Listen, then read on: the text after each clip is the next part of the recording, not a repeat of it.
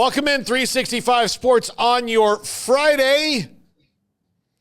And Payton Soicher, who I've talked to several times this week because he lets me know about the rankings and all that's going on there at Rankings right now. He's our chief rankings officer. And Payton, I think the thing that is the bee in the bonnet of most of the country is Alabama, which cannot move if another team, no team that's not playing is going to jump Alabama.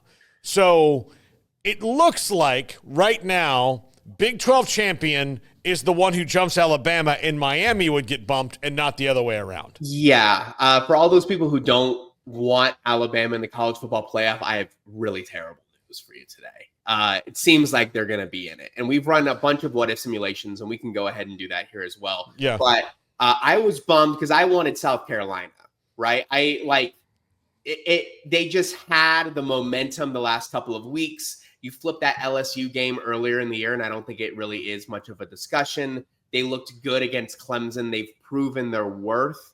When everyone said, okay, we don't really even need to expand out the 12, we kind of know who the good 4 teams are. I think this year you can make a really good argument that 12 or 13 could have made a legitimate run at a playoff contention. So, but yes, as of right now, it does seem like it's just going to be an Alabama college football playoff like we've known in years past. Yeah. And can you run us through the justification of them versus Miami? Because I know that they're saying the 3 top 25 wins, but why don't the losses matter? Because 2 of their losses are to teams that are average, and one of them was a butt whooping. Well, it's when it comes to rankings, from what I've learned after training these algorithms and trying to get the best feel for what's the most appropriate algorithm, is it's all about who you played and when you played them, right? So everything's about timing, which is why the Clemson thing is so interesting, right? Because if you look at timing, they're not looking that great right now. But Miami kind of fumbled that situation against Syracuse last weekend, and that exploited all these different things to happen, right? Where you have conference championships, and some of these teams really needed that extra game, and now they're not going to get it. But to your point of what does Miami have, or what does Alabama have over Miami, I just think it's a tougher strength of schedule. You just have to go into that. And we learned this a little bit about Florida State last year in the Florida State fiasco, which I know that you're very well aware of. Sometimes a win can be viewed as a loss. Now, on paper, it has a nice sharp W right next to it, but really everyone in the back of their head is saying, well, kinda. And that's where Miami was, if you think of the Virginia Tech game, if you think of the Cal Berkeley game. I think it was finally that situation where, oh no, we gave you your shot. You had it all in front of you. You just need to beat Syracuse and prove to us, the playoff committee, the fandom of college football, whatever you want to call it, you have your shot right now to prove that you belong in this conversation. And they couldn't pull it out, right?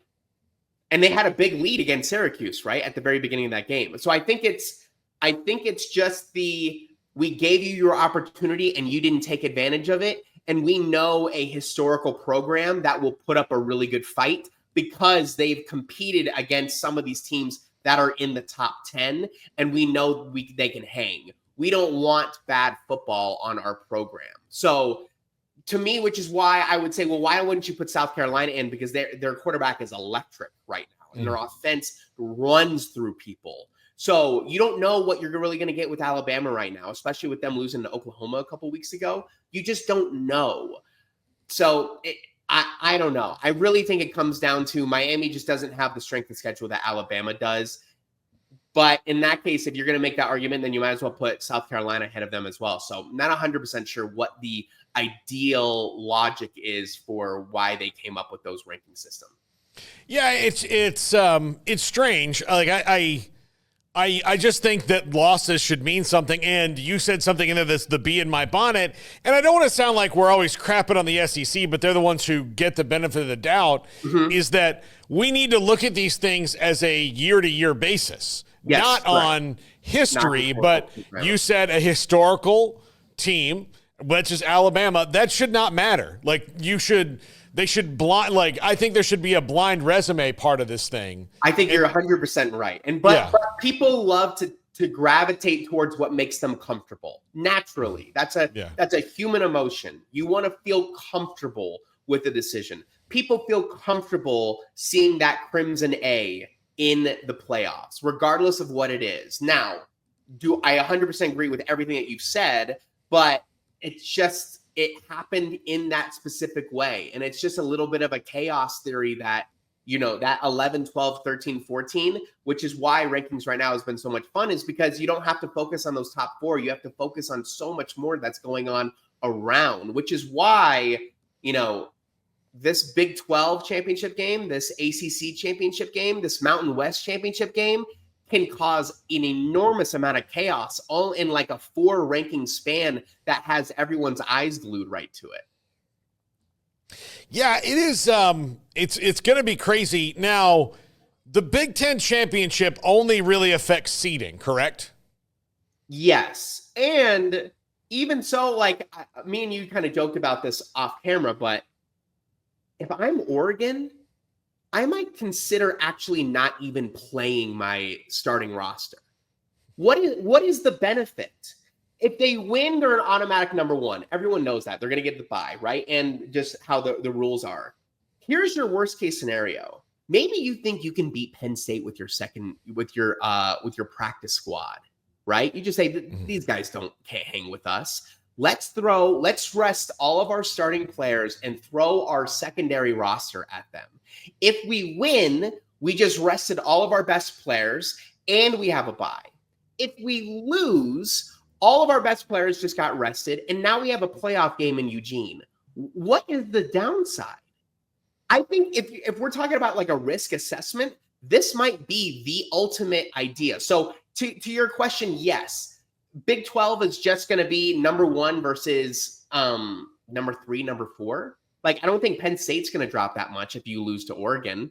Everyone loses to Oregon this year. So if I'm Oregon, I might consider, do we want to try and go back-to-back and double dip this and get a back-to-back bye week for our top players while the rest of the team has to run through this gauntlet and prove themselves? We don't need to prove anything.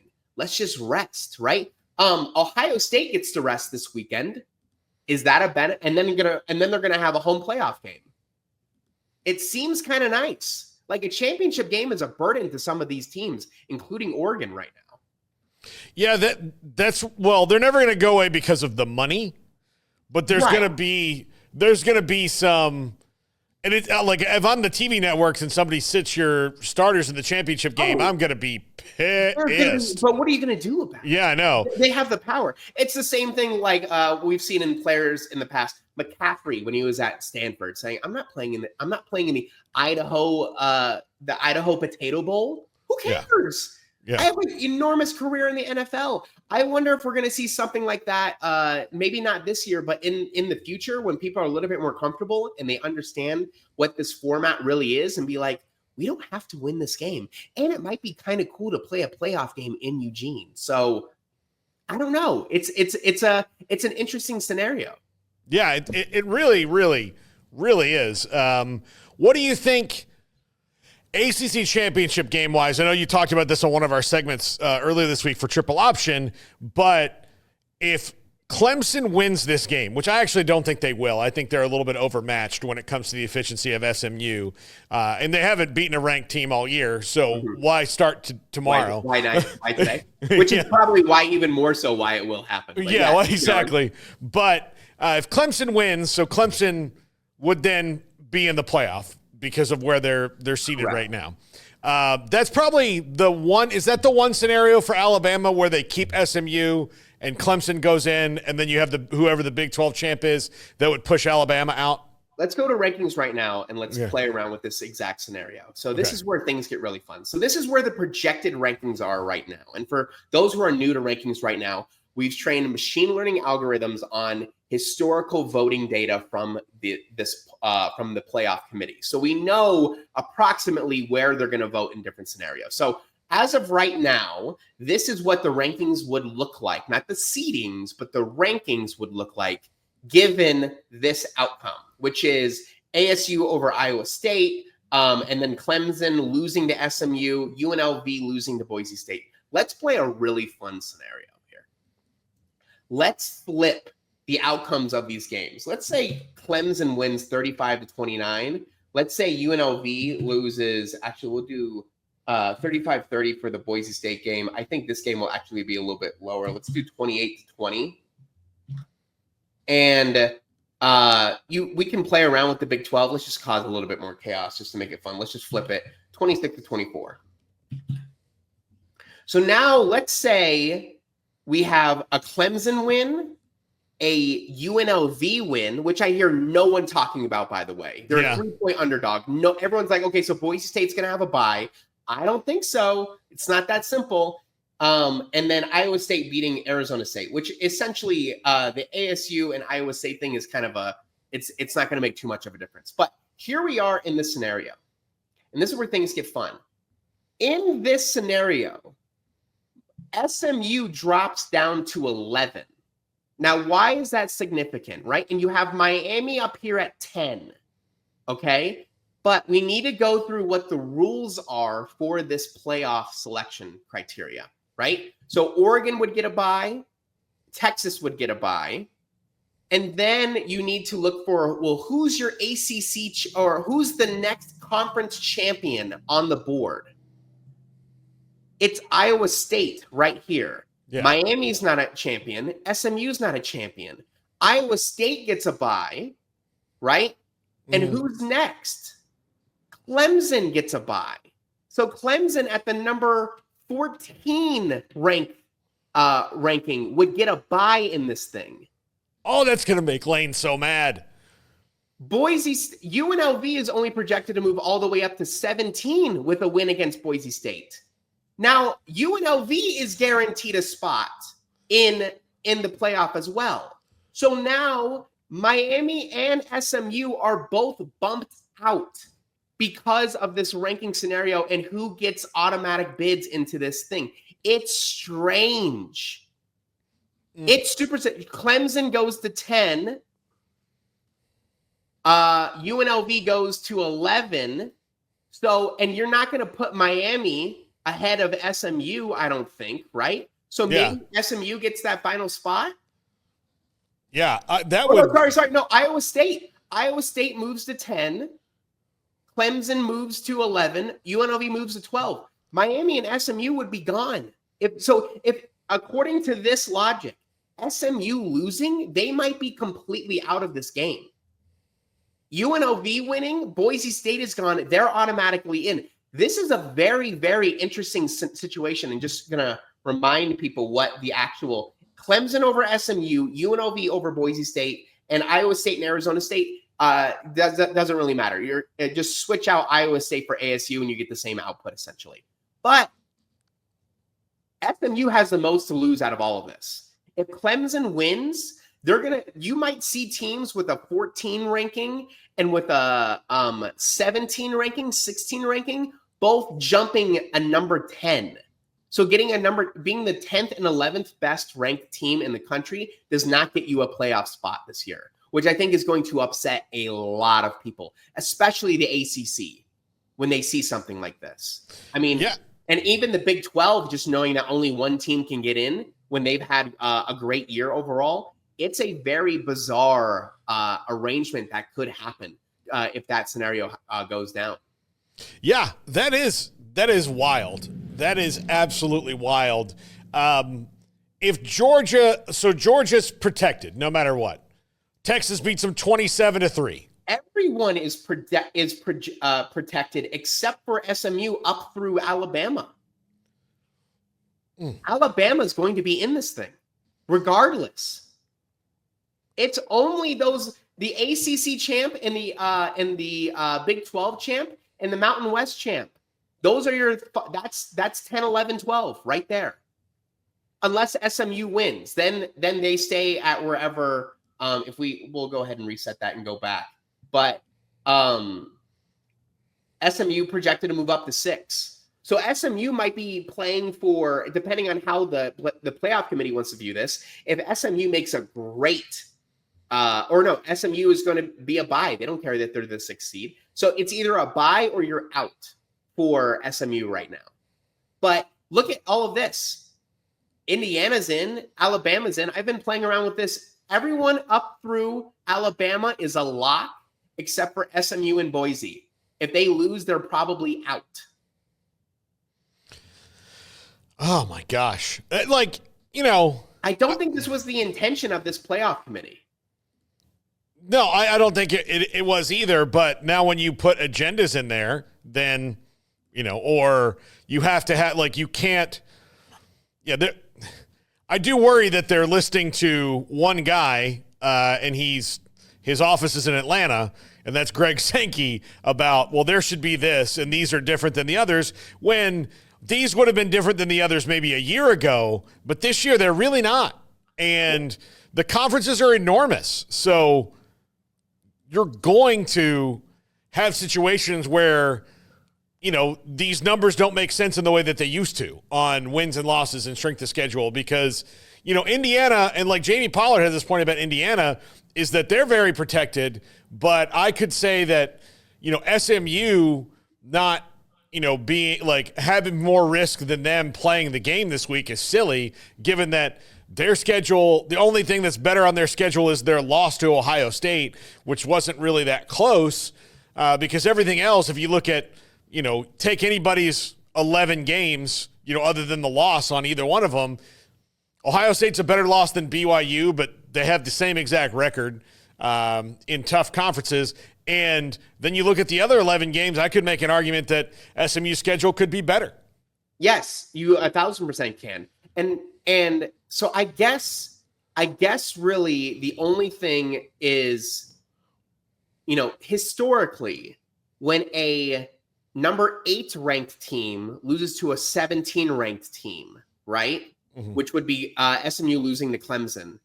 Do we see them in the top 10 in that scenario? And how big is the punishment for losing a championship game? Because that's going to upset. Once again, we just talked about the Oregon situation of why would you play? Yeah. Why? We had that situation with the Big 12 a couple years ago where they didn't have a championship game and it kept TCU out of being in the college football playoff. Whoa, Garrett. Garrett, jump in with me here, Payton. It didn't keep TCU out. It kept Baylor out. Was it Baylor? Yeah, yes. It was Baylor and TCU. So, but there was a TCU year as well. No, It was both of them.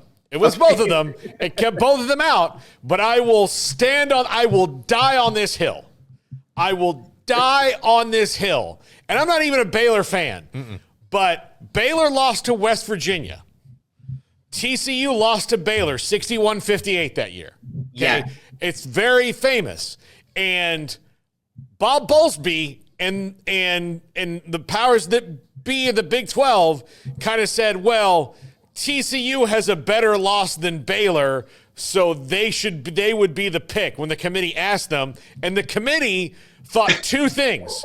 One, if you're not going to pick a champion, we're not going to pick a champion. Right. So we're going to dock you for that. And two, saying that TCU's loss is better than Baylor's when TCU's loss is to Baylor, zonks it.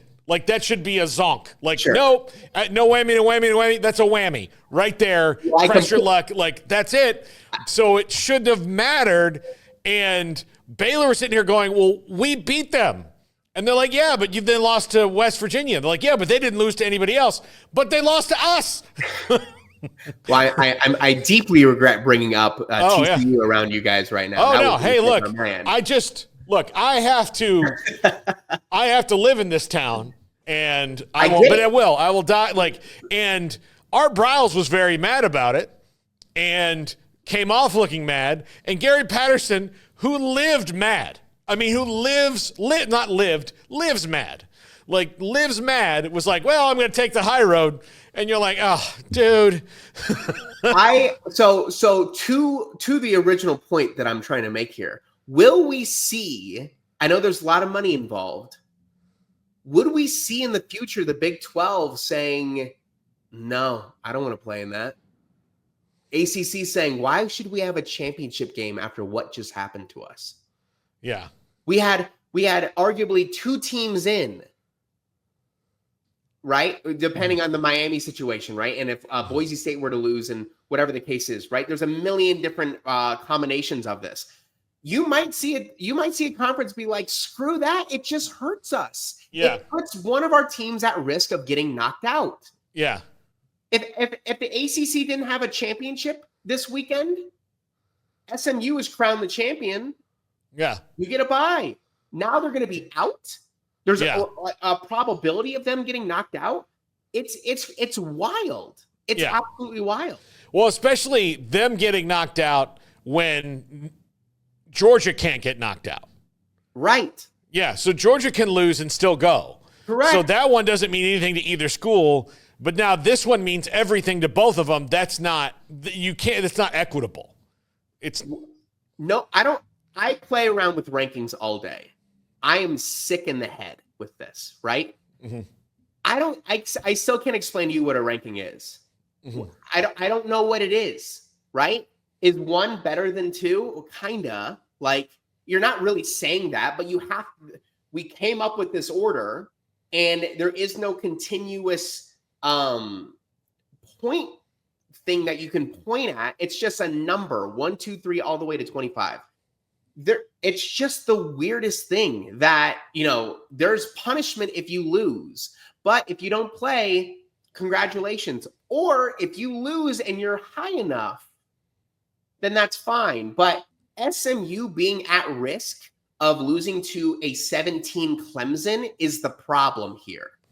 Because now you're saying, well, if Georgia loses to Texas, at least they lost to a high-quality team. Is Clemson a high-quality team? I don't know if anyone can answer that question right now. After what just happened in South Carolina, what's happened at Louisville, with their strength of schedule, who they've beaten this year is not impressive. You're putting yourself, you can only shoot yourself in the foot by playing this game. Yeah. No, it's such a strange thing where, like, you have to do it. But, like, we don't want to now because we'll lose. We could lose, and then we're out of this. The benefit to us is playing an extra game and then not being in the playoff, as where Indiana just gets to sit there, right? Those teams Alabama just gets to sit there. Sit there. They get to rest. They get to prepare. Yeah. There's no reason. I don't want Oregon to play this game. I prove to the committee how ridiculous this is and say we hold the power here. Yeah. Yeah, we'll see how that all shakes out. Payton Soicher, rankingsrightnow.com. It's totally free to join, or you can buy a membership that will give you unlimited, which I think, look, we're going to start off with a free, and you can do several a day. And then you're going to be like, oh, man, I really have a lot of time on my hands. And then I promise you'll buy more. You'll do it because it's fun and you'll fall in a hole. And before I talked to you yesterday, I went through and did it, and it was kind of doom scrolling. I'm like, man, Alabama really, really did a number on this committee because of those wins where you're like, well, they're not playing and this team has to play to get in, and they don't have to play to get in.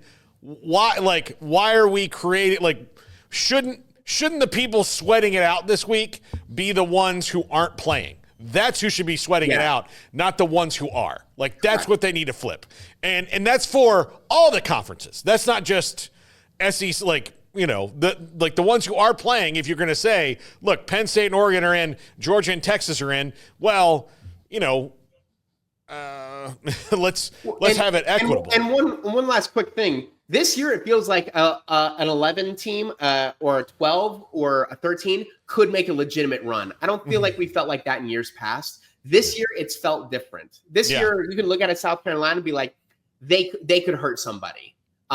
So that's what makes it craziest about this year. Yeah, absolutely. Payton Soicher, rankingsrightnow.com. The top 5 is next.